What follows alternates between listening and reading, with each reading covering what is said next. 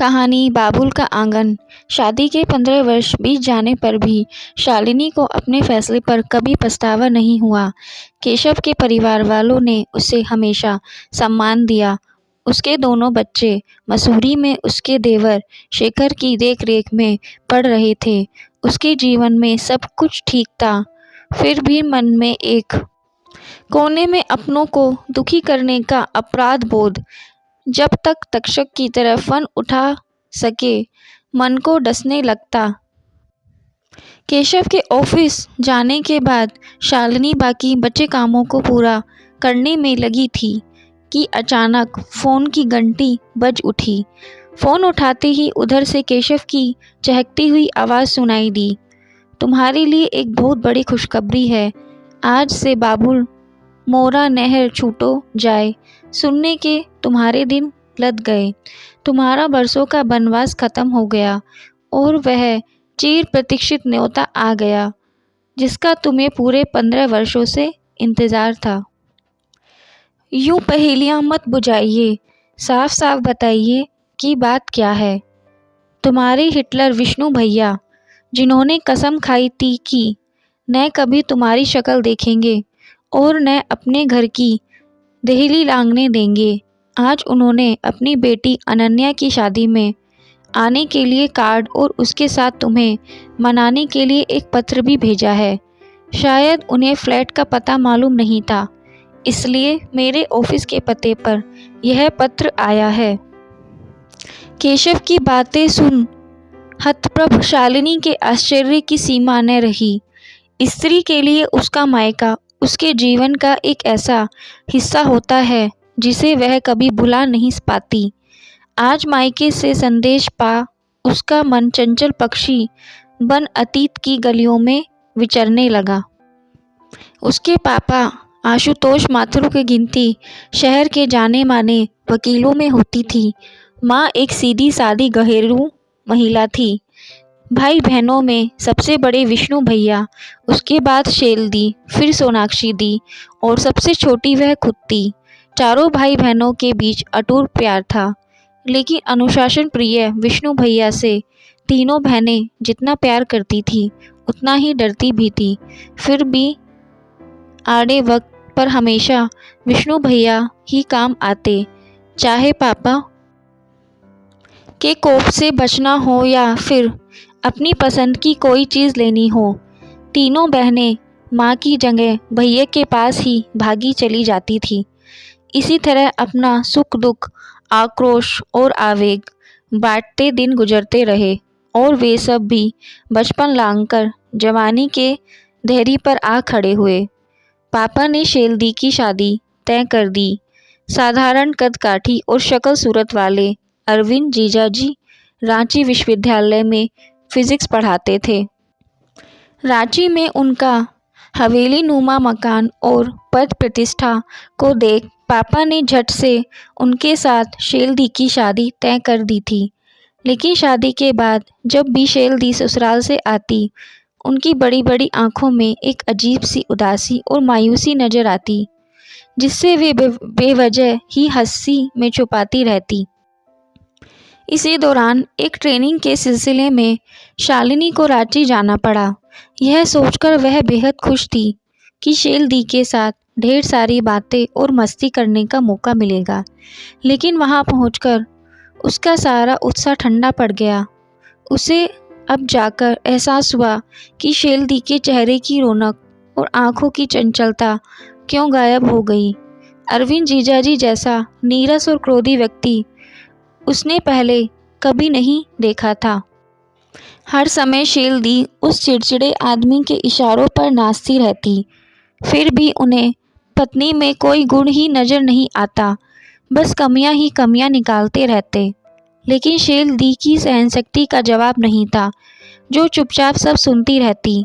जिस दिन उसे पटना लौटना था, शेलदी उसे बार बार समझाती रही कि मम्मी पापा को कुछ मत बोलना।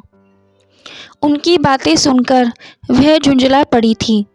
दी आपने तो आज्ञाकारी बेटी बनने की हद पार कर दी। आपका यूं घुट घुट कर जीना मेरी आत्मा को कम छलनी नहीं करता है। कितना अच्छा होता अगर आप राहुल के लिए अपने हृदय के द्वार खोल देती। चौंकिए मत, क्या मैं नहीं जानती कि आपकी सहेली हेमा का देवर राहुल आप पर जान छिड़कता था। आप भी उसे कम प्यार नहीं करती थी, फिर भी उसे आपने आसपास भी फटकने नहीं दिया। क्या दोष था राहुल का? यही कि वह हमारी जाति का नहीं था, पर आपको इस बात की ज़्यादा चिंता थी कि मम्मी पापा की इज्जत पर कोई आँच न आए। मैं तो कहती हूँ अगर आप राहुल के साथ भाग जाती तो कौन सा आसमान टूट पड़ता, कम से कम आप तो चैन से रहती। शैलदी ने बढ़कर झट से अपना हाथ उसके मुंह पर रख दिया, पर उनकी आंखें भर आई थी। टूटे सपनों का दर्द जैसे उनकी आंखों से पिघल रहा हो। हमेशा से महत्वाकांक्षी रही सोनाक्षी दी की शादी पापा ने काफ़ी ऊंचे खानदान में की थी। प्रतीक जीजाजी शहर के बड़े बिजनेसमैन थे और इकलौती संतान थे। इस रिश्ते से सभी लोग बेहद खुश थे। सोनाक्षी दी की सास कलावती भी सुंदर, संस्कारी और पढ़ी लिखी बहुत पाकर निहाल थी। लेकिन सोनाक्षी दी ने जब एक के बाद एक दो बेटियों को जन्म दिया तो उनकी सासू माँ का रवैया ही बदल गया, क्योंकि वंश चलाने के लिए उन्हें बेटा चाहिए था। फिर शुरू हुआ एक के बाद एक गर्भपात का सिलसिला। किसी को भी न उसके जर्जर होते शरीर का ख्याल था और न ही छलनी होते दिल का। कभी समझौता नहीं करने वाली सोनाक्षी दी की जिंदगी ही समझौता बन गई थी। कई गर्भपात के बाद जब बेटा हुआ तो उसे संभालने की शक्ति उनमें नहीं बची थी। उनके बेटे को तो उनकी सासू माँ ने संभाल लिया, लेकिन वे खुद एनीमिया के साथ मलेरिया का प्रहार झेल नहीं सकी और अपने नवजात शिशु को छोड़कर पंचतत्व में विलीन हो गई। दोनों बहनों के दारुण दुख ने शालिनी का हृदय तार तार कर दिया और उसने शादी न करने का फैसला लिया। घर के लोग समझाते रहे, पर वह अपनी जिद पर अड़ी थी। एमएससी करने के बाद वह रिसर्च में पूरी तरह डूब गई। वहीं उसकी मुलाकात केशव से हुई। निश्चल मन का केशव काफ़ी सुलझा सा इंसान था। शालिनी की तरह ही उलझन को सुलझाते सुलझाते वह खुद ही उसके प्यार में उलझता चला गया, जिसका आभास शालिनी को भी जल्द ही हो गया।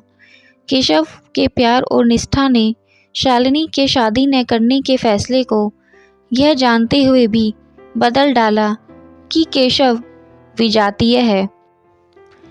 केशव से शादी करने के उसके फैसले की जानकारी होते ही घर में जैसे भूचाल आ गया। पापा से ज़्यादा तो विष्णु भैया तिलमिला उठे थे।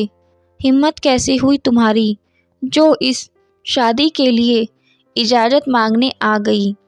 अगर तुमने केशव से शादी करने की बात भी सोची तो तुम्हारी जान ले लूँगा। मजबूर होकर शालिनी और केशव ने कोर्ट में शादी कर ली और उसके साथ ही मायके से उसका रिश्ता हमेशा के लिए ख़त्म हो गया। कभी वह भैया की सबसे लाडली थी, लेकिन वही भैया उसके जीवन के सबसे महत्वपूर्ण फैसले में उसका साथ देने की बजाय दुश्मनों सा व्यवहार कर रहे थे। न पहले हुई दोनों शादियों से सीख ली, न अपनी छोटी बहन के मन को समझने की कोशिश की। पूरे परिवार में एक माँ ही थी जो सिर्फ इतना जानकर कि उसकी बेटी सुखी दाम्पत्य जीवन की जी रही है, इस शादी से पूरी तरह संतुष्ट थी। शादी के 15 वर्ष बीत जाने पर भी शालिनी को अपने फैसले पर कभी पछतावा नहीं हुआ। केशव के परिवार वालों ने उसे हमेशा मान सम्मान दिया। उसके दोनों बच्चे मसूरी में उसके देवर शेखर की देखरेख में पढ़ रहे थे। उसके जीवन में सब कुछ ठीक था, फिर भी मन के एक कोने में अपनों को दुखी करने का अपराध बोध जब तक तक्षक की तरह फन उठा उसके मन को डसने लगता। तभी कॉल बेल की आवाज़ सुन उसके भटकते मन पर लगाम लगी। वह दरवाजे की तरफ लपकी। केशव ने अंदर आते ही मुस्कुराते हुए उसके दोनों हाथों में लिफाफा थमा दिया। वह लिफाफा थामे बेडरूम में आ गई। केशव से चाय तक पूछने का उसे होश नहीं रहा। बस जल्दी से पत्र खोल पढ़ने बैठ गई। शालिनी आशीष, समझ में नहीं आता कि किस मुंह से तुम्हें आशीर्वाद दे रहा हूँ। जिस समय तुम्हारे सिर पर आशीर्वाद भरा हाथ रख तुम्हें समाज के कुटिल कटाक्ष से बचाना चाहिए था, उस समय मैं खुद तुम्हारे विरुद्ध विषमन मन अपना चेहरा उज्जवल कर रहा था। मेरे ही कारण तुम अपने ही घर में पराई हो गई। कई अपमान व दर्द झेले अगर आज तुम मुझे क्षमा न भी करो तो मैं तुम्हें दोष नहीं दूंगा। माँ ने तो वैसे भी तुम्हें कभी दोषी नहीं माना।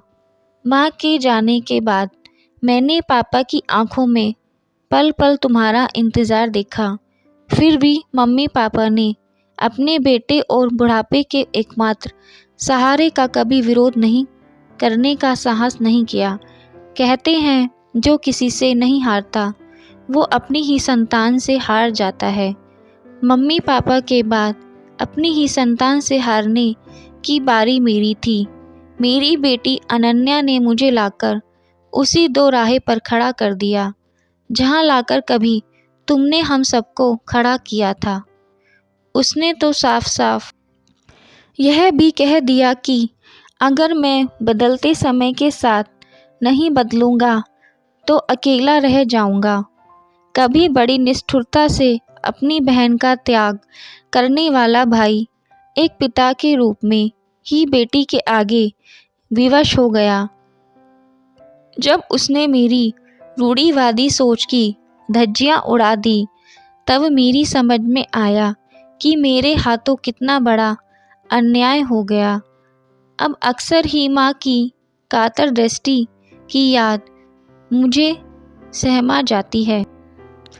इस पत्र के साथ अनन्या की शादी का कार्ड भी है।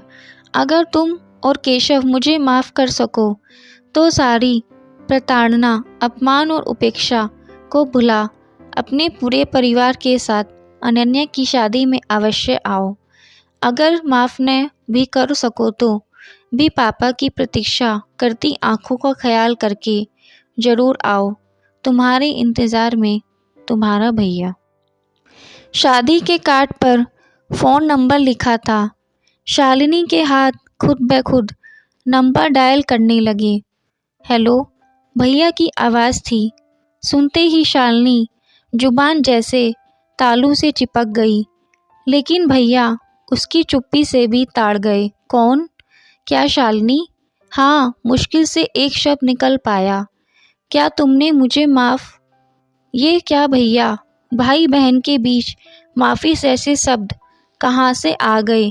ऐसा बोलकर एक बार फिर आपने मुझे पराया कर दिया। मेरे भैया मुझसे माफ़ी मांगे यह तो मुझे कभी भी मंजूर नहीं होगा। आप तो हमेशा डांटते हुए अच्छे लगते हैं। आज भी आप मुझे डांटकर अधिकार से बुलाइए। देखिए मैं कैसे सिर के बल दौड़ी चली आती हूँ। तभी उधर से भैया की आवाज़ आई, ज़्यादा 3-5 मत कर, जल्दी से जल्दी पहुँच, ढेर सारे काम पड़े हैं। भैया की मीठी डांट सुन आंसुओं के सैलाब के बीच भी शालिनी हंस पड़ी। आपको यह स्टोरी कैसी लगी कमेंट बॉक्स में कमेंट करके ज़रूर बताइएगा। स्टोरी को लाइक करिएगा। चैनल पे नए हैं तो चैनल को सब्सक्राइब करके बेल आइकन ज़रूर प्रेस कर लें।